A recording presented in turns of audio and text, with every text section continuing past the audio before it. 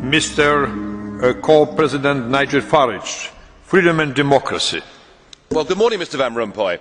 You've been in office for 1 year, and in that time the whole edifice is beginning to crumble.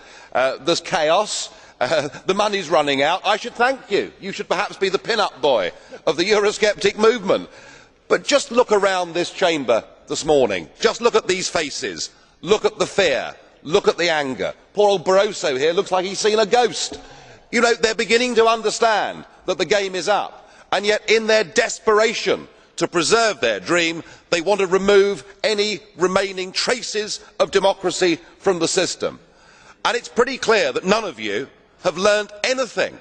You know, when you yourself, Mr Van Rompuy, say that the euro has brought us stability, I suppose I could applaud you for having a sense of humour, but isn't this really just the bunker mentality?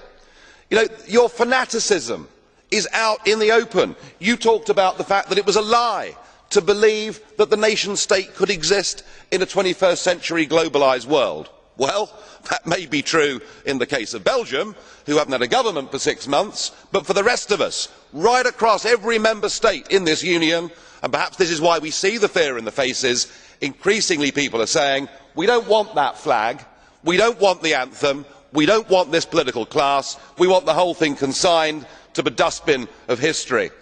And we had the Greek tragedy earlier on this year, and now we have the situation in Ireland. Now I know that the stupidity and greed of Irish politicians has a lot to do with this.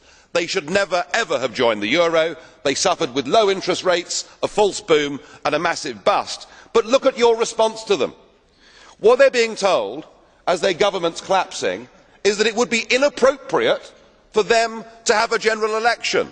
In fact, Commissioner Rehn here said they had to agree their budget first before they would be allowed to have a general election.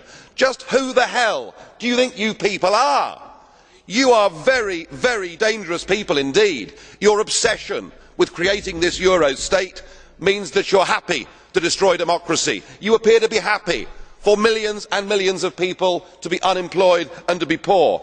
Untold millions must suffer so that your euro dream can continue. Well, it won't work, because it's Portugal next. With their debt levels of 325% of GDP, they are the next ones on the list, and after that I suspect it will be Spain.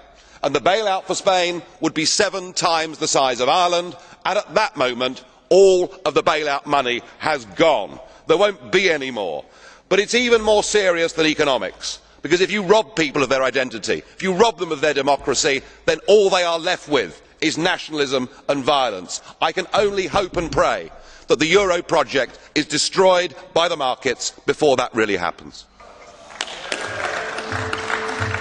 Thank you. The next speaker, Madam.